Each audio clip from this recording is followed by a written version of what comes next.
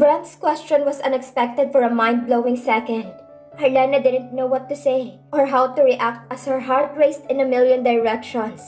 Yun ang pagkakataon niya para linisin ang sarili. Ang sabihin ng tungkol kay Art at Celine at bigyan siya ng pagkakataong bisitahin ng dalawa tuwing weekends. Hindi na siya hihingi pa ng kahit na ano kay Brent dahil ang gusto lamang niya yung magkaroon si Brent ng pagkakataong makilala ang mga anak niya. And she's more than happy to leave his name out of the birth certificate if that's what he wants. I guess they're not. Mahanging dagdag ni Brent at hindi siya hinayaang iproseso ang una nitong tanong, maging ang kanyang magiging sagot. I mean, with your track record, who knows how many other men you've been since that night? Hindi alam ni Arlena kung bakit siya nagugulat. Hindi na rin dapat siya nasasaktan sa sinabi nito. Gayong grabe magsalita si Brent. Lalo na't hindi naging maganda ang pagtatagpo nila makalipas ang 3 taon. Pero nasaktan siya at namamangha. Pero hindi katulad ng mga nagdaang sagupaan nila. Hindi siya tumalikod at tumakbo pa uwi sa kanyang maliit na bahay upang magtago sa kanyang banyo. Hindi ngayon na nito tinutulak siya sa bangin ng kanyang pasensya. Nanginginig ang boses niya sa galit at nanggagalaiti siya. Arlena warned him softly. Don't make assumptions about my life. Pwede mo akong kasuklaman sa kahit na anong dahilan. Pero wag mo akong huhusgahan para lang ibagay sa iyong istorya. Wala kang alam sa buhay ko. Wala kang alam sa naging buhay ko. Miss Buencamino. Umuusok ang ilong. Ang mga matay nandidilim sa galit na sinigawan siya ni Brent. How dare you speak to me in that tone?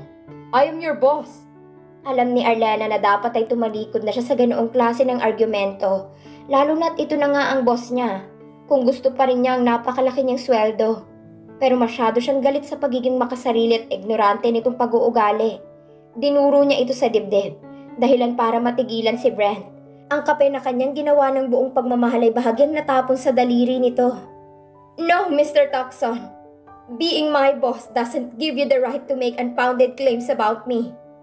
At kung nakikipag-usap ka sa akin bilang boss ko, ang tanong mo ay hindi dapat lumalabas dyan sa bibig mo.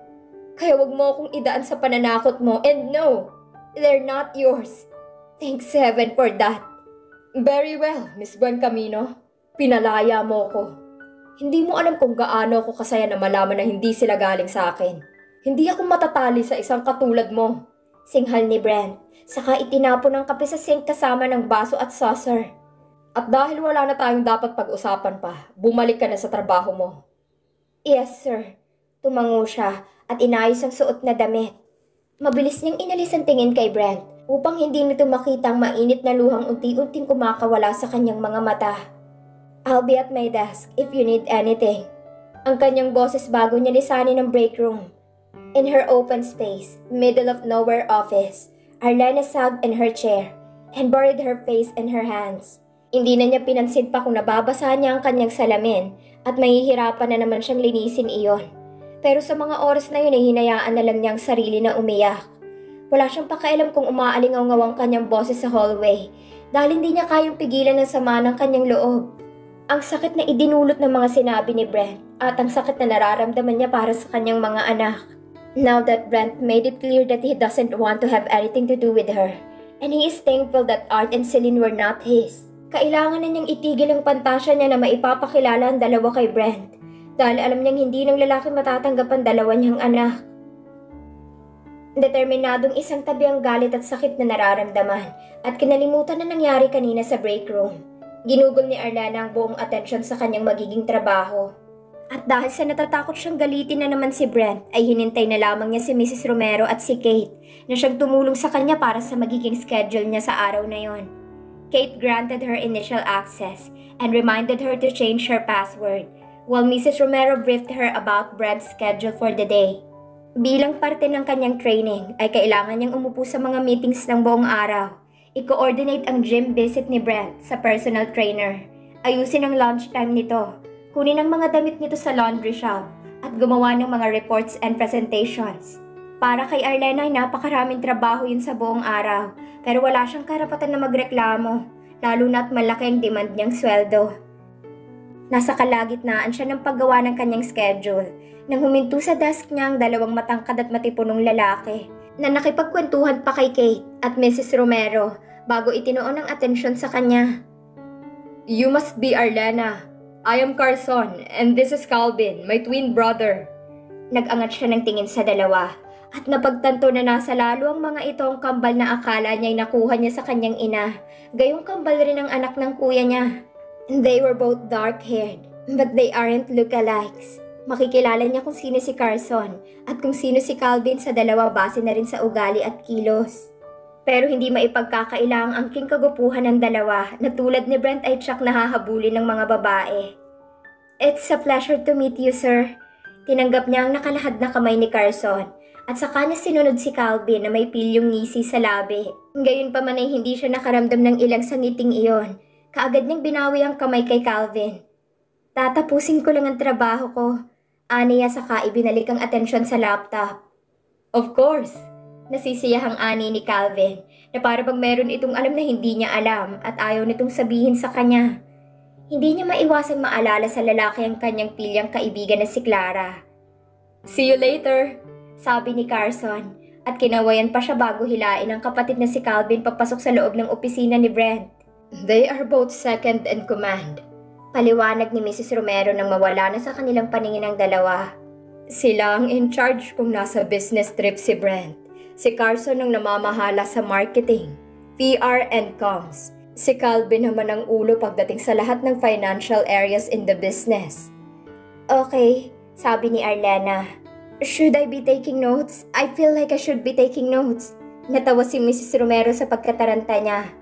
Relax, hindi mo kailangan mag-quiz sa buong maghapon. Hinga lang, dagdag ni Kate. Kaya mo to. Kaya ko to. Pinalakas ni Arlena ang kanyang loob. Pero alam niya sa kaibuturan ng kanyang puso'y hindi niya kaya. Lalo na at si Brent ang boss niya. Natatakot siya na sa loob ng isang araw ay susuko siya sa kaunting pag-usok lamang nito. She was swimming panic-rift as she watched the emails in her inbox and her laptop chime incessantly. I've sent you Mr. Tucson's dietary requirements. Si Mrs. Romero na ang nagbukas ng inbox niya upang ipakita sa kanyang iba't ibang schedule ng pagkain ni Brent sa isang araw bawat linggo. Hindi siya nagbe-breakfast. Mas gusto niyang macchiatos and americanos from his favorite coffee shop. Diyan lang sa baba. Kapag sinabi mong pangalan ni Brent, alam na ng mga barista kung anong gagawin. Hindi mo na rin kailangang problemahin ang tanghalian niya dahil ang mismong ina ni Brent ang gumagawa ng lunch para sa kanya. Ang tangi ko lang paalala sa'yo ay tingnan mo ang dietary list niya as soon as possible. It's important. Oh God, humahangos na ani ni Arlena. Kailangan kong mag-take notes. Kinuha niya ang notepad niya saka sinulat ang mga importanteng list ni Brent. Don't stress. Kinuha ni Kate ang kanyang kamay at pinisil iyon. Unang araw mo pala, kaya huwag ka masyadong ma-stress. Alam niyang walang masamang intensyon si Kate sa sinabi. Pero dahil wala itong alam sa relasyon nila ni Brent, kaya hindi nito alam kung bakit kailangan niyang gawin ng tama ang trabaho. Lalo na't kagagaling lang nila sa madugong sagutan ni Brent. Hindi na niya hahayaang maulit pang nangyaring yon. The more notes she made, the better. Pagkatapos mong maayos lahat, ipakikilala kita sa kanyang security detail. Pagtutuloy ni Mrs. Romero na hindi humihinto upang tingnan kung may pulso pa ito. Bakit niya kailangan ng security ulit? Tanong ni Arlena at bigla ay gusto niyang bawiin ang kanyang tanong nang makita ang pagkadismaya sa mukha ni Mrs. Romero.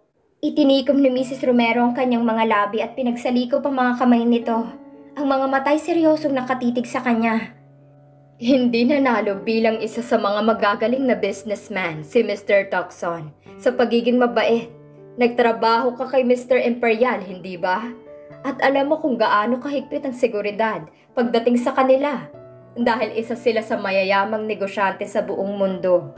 Ganoon rin si Mr. Tucson. Maraming tao nakakumpetensya niya ang ayaw sa kanya at gusto siyang pabagsakin. At hindi maipagkakaila na isa sa mga natatanggap niya ay death threat. Kahit ayaw niya ay wala siyang magagawa dahil desisyon yun ng board. Napalunok si Arlena at ramdam niyang lamig sa buo niyang katawan sa kwento ni Mrs. Romero. Alam niyang mainitin ang ulo ni Brent dahil sa ilang beses nilang sagupaan at ang huli kanina lamang sa break room. Ngunit hindi niya akalain na may mga taong gusto siyang patayin. Siguro kung magiging mabait ito sa kanya sana, ay baka kausapin niya ito tungkol sa hindi kaaya-ayang ugali nito at turuang maging mabait sa ibang tao. Kailangan pa ng mga anak niya ng buhay na ama. Sa araw-araw na engagements niya sa labas, may 2 o 3 kotse na palaging sumusunod sa kanya. Dagdag ni Mrs. Romero. But for external events, public events and overseas travel, he does require heavy protection. Make sure you go through company's protocol. Tango ni Arlena, saka nagsulat sa kanyang notebook. Gareth, nasa ganoong sitwasyon sila nang bumukas ang pinto ng opisina ni Brent. Sa kanyang isip ay nagdarasal siya na huwag muna siya nitong lapitan at kausapin dahil na rin hindi pa siya nakakabawi sa kanilang sagupaan kanina. Ayaw sana niyang tingnan ang gawin nito, ngunit parang may sinulid ang likuran ng kanyang ulo at kusa itong nag-angat ng tingin kay Brent na tulad ng kanyang inaasahan ay matalim ang tingin sa kanya. I need you. Me? Tanong ni Arlena na nagugulat sa uri ng tono nito sa kanya. Wala man lang hi, please, o di kaya'y thank you. Just bark orders. Kung meron man tao, hindi siya. Dahil napuno na siya sa isang araw pa lamang ang magtuturo sa kanyang boss ng maayos na ugali. Umuusok na rin ang kanyang ilong at tumatanggi ang kanyang katawan na lumapit dito. I don't have the whole day.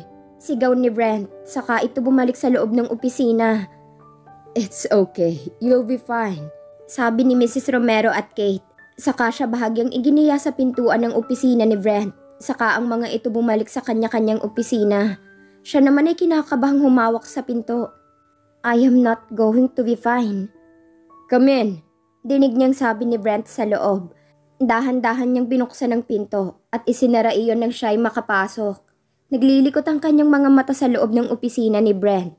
Wala itong gaanong laman, bukod sa mga shelf na punong-puno ng mga dokumento, ang mismong mesa at upuan nito, ang isang close-in shelf na punong-puno ng iba't ibang klase ng alak, at table na may wine glass. Malawak ang opisina ni Brent, pero wala itong sofa para sa mga bisitang dadalaw dito. Ibang-iba sa opisina ng kanyang kuya na mahilig sa mga koleksyon na galing sa iba't ibang dako ng mundo. Pero sino nga ba naman siya para husgahan ang uri ng opisina ng kanyang boss? Isa lamang siyang hamak na illustrator na ngayon ay isang personal assistant. Ano nga bang alam niya sa office decor? Samantalang wala ring kaayos-ayos ang bahay niya. Halos mapugto ang kanyang paghinga nang dumako ang kanyang mga mata sa view sa labas ng malaki at mataas na window glass ng opisina ni Brent, kung saan tanaw na tanaw niya ang buong lugar. Ang malalaki at maliliit na gusali ay hindi nakaligtas sa kumikinang niyang mga mata. Hindi na yun bago sa kanya, pero hindi pa rin niya maiwasang humanga. Kung tapos ka ng humanga sa tanawin, tumikim si Brent at pasalubong na sumandal sa kinauupuan sa kanito ipinatong ang baba sa likuran ng palad habang walang emosyong nakatitig sa kanya. Pasimple niyang ibinaba ang kanyang mga mata sa bisig nito na nakarolyo nitong sleeves. Dahan-dahan siyang napalunok sa tuwing makikita niya ang pagkibot ng kalamnan ng lalaki. Sa tuwing kikilos ito. Kailangan ko ng detalyadong report tungkol sa mga influencers na hindi sponsored ng ating kumpanya. Pero sabi ni Mrs. Romero, kailangan kong panimula ni Arlena. Pero kaagad rin siyang pinutol nang maalala na hindi si Mrs. Romero ang boss niya at pati na rin ang inis sa mukha ni Brent. Si Mrs. Romero bang magpapasahod sa'yo? Tanong ni Brent. No sir, marahas siyang umiling. Then what made you think that I care about what Mrs. Romero think? Napatungo siya. My apologies, Mr. Tucson. I'll go get on it right away. Aniya saka nakangiting nag-angat ng tingin. Itinuro ni Brent ang pinto at madali siyang lumabas. Bago niya maisara ang pinto ay nag-utos si Brent ng maiinom at dyaryo na buong puso naman niyang nginitian. 10 minutes later, Arlena was back with a cart of refreshments, hot and cold, because he didn't specify what he wanted, and a mountain of newspapers. Naroon ng mga pinsan ni Brent at nginitian siya nang bigyan niya ang mga ito ng maiinom at platito ng biscuits. Dahil wala itong supay sa visitor's chair, umupo ang dalawa. Kaya naman kahit gaano kalawak ang mesa ni Brent, ay napuno ito dahil sa mga nagkalat na papeles. Isama na rin ang dyaryo na isiniksik lamang niya sa tabi ni Brent. Gusto niya ang mga pinsan ni Brent dahil sa napakabait ng mga ito sa kanya. Nagtatanong ang mga ito at kinukumusta siya sa unang araw ng kanyang trabaho. At buong puso naman niyang sinasagot ang mga ito. Ang dapat sana ay magandang unang araw ng kanyang trabaho ay naging isang bangungot sa kanya. Simula nang mailapag niya ang platito ng biscuit kay Brent. Kumagat si Brent sa maliit na chocolate cookies at kaagad rin itong dinura sa basurahang katabi nito. Saka inilayo ang platito at nahulog dahilan para mabasag ito. Nagulat si Arlena at napasinghap nang mahigpit na hawakan ni Brent ang kanyang magkabilang braso at bahagya siyang itulak. Nagpapasalamat na lamang siya dahil mababa lang ang suot niyang takong, kaya naman hindi siya natumba. Are you trying to kill me? Nagpupuyos na sigaw ni Brent sa kanya. Ang mga mata nito ay parang kutsilyo na nagbabadyang tumarak sa kanyang dibdib. Si Mrs. Romero at Kate ay mabilis na pumasok sa opisina, habang si Carson at Calvin naman ay pumagitna sa kanila upang awatin si Brent sa anumang susunod pa nitong gagawin sa kanya. Ramdam ni Arlena ang kirot sa kanyang mga braso dahil sa mahigpit na paghawak sa kanya ni Brent. What's wrong with you? Patuloy ni Brent. Hindi ka ba marunong magbasa? Nagugulat sa kanyang galit at sa kahihiyang ibinibigay nito sa kanya ay hindi niya napigilang humagulgol. I'm sorry, aniya, pero hindi niya alam kung bakit siya humihingi ng tawad. Lumapit sa kanya si Mrs. Romero na may nadidismayang tingin. Hindi mo ba binasa ang kanyang dietary requirements? I sent them to you through email this morning. Pinaalala ko sa'yo na tingnan mo yon bago ang lahat. Marahas siyang umiling. Hindi siya nagkaroon ng pagkakataong basahin yon dahil inuna niyang kanyang schedules at dahil na rin sa pagtawag sa kanya ni Brent. Mr. Tucson is allergic to nuts, paliwanag ni Kate. The biscuit you served him has pecans. What? Arlena asked more to herself, dumbfounded. Tulad ng kanyang anak na babae ay meron rin itong allergy sa kahit na anong uri ng nuts. Muntik na niyang mapatay si Brent. Nung una niyang malaman ang allergy ng kanyang anak sa mani, ay halos suyuri na niyang lahat ng website sa Google upang malaman ang iba't ibang klase ng mani na maaaring makasama sa kanyang anak. Alam niyang nakuha ni Celine ang allergy sa isa sa kanila, pero hindi niya alam na kay Brent iyon dahil hindi na sila nagkaroon ng komunikasyon simula noon. Bakit ba kailangang ulitin lahat sa'yo? Tanong ni Brent na hindi maintindihan ng kanyang tanong. Get the hell out of here. I don't want to see her. Mabilis siyang inilabas ni Kate at Mrs. Romero habang paulit-ulit siyang humihingi ng tawad kay Brent. I'm sorry. Hindi ko naman sinasadya. Hindi ko talaga alam. Umiiyak na si Arlena. Isa sa kambal kong kapareho niya ng allergy at alam ko kung gaano kapanganib yun sa isang tao. Hindi ko intensyon na ilagay sa panganib ang buhay ni Mr. Tucson. Magsilbing aral sana ito sa'yo, Arlena. Mariing sabi ni Mrs. Romero. Kailangan mong maging vigilante at tingnan ang bawat bagay na makakasama kay Mr. Tucson. You must triple check the menu at all times. And if you have to taste his food, then that's what you do. Tumango si Arlena at nagpaalam na papunta sa banyo upang ayusin ang sarili bago isalbang natitira pang araw sa kanyang bangungot. Nang pumasok siya sa opisina ni Brent ay naroon pa rin ang mga pinsan nito. Hindi niya binigyan ng tingin ang dalawa dahil sa nahihiya siya. At kaagad na nagtungo kung saan naroon ang basag na platito upang pulutin iyon. Nanginginig ang kanyang boses nang harapin niya si Brent na nakatalikod sa kanya at nakaharap sa laptop nito. Mr. Tucson, panimula niya. I'd like to apologize for what happened earlier. Sisiguraduhin kong hindi na yun mauulit pa. You're right, it won't. Malamig na sabi ni Brent. You're being resigned. Excuse me? Nagugulat na sabi ni Arlena. Oo at nagkamali siya. Higit pa sa iba sa unang araw niya sa trabaho. Pero hindi naman ata tama na ilipat siya sa kung saan dahil sa pagkakamali niya. You are way incompetent for me. And I have no desire and the patience to deal with you. Matigas na paliwanag ni Brent sa kanya. Kasing tigas ng uri ng tingin nito sa kanya. You'll report to Carson from now on. Nilunok ni Arlena ang kung anumang matigas na bagay na bumara sa kanyang lalamunan habang tumutulo ang mga luha sa kanyang pisngi. Mabilis niya iyong pinunasan gamit ang kanyang mga kamay. Very well then, Mr. Tucson. It was a privilege serving you. Kahit paano ay nagawa niyang maglakad palabas ng opisina ni Brent. Kahit na nanginginig ang kanyang mga paa, gusto niyang humagulhol nang makaupo siya sa kanyang mesa. Ngunit ang isang lalaki na bahagya lang ang tangkad sa kanya ay naghihintay roon at may dalang pulumpon ng bulaklak at mainit na kape mula sa sikat na coffee shop. Malapad ang ngiti nito sa kanya at wala siya sa posisyon para umiyak sa harapan nito, kaya naman pinigilan niya ang sarili.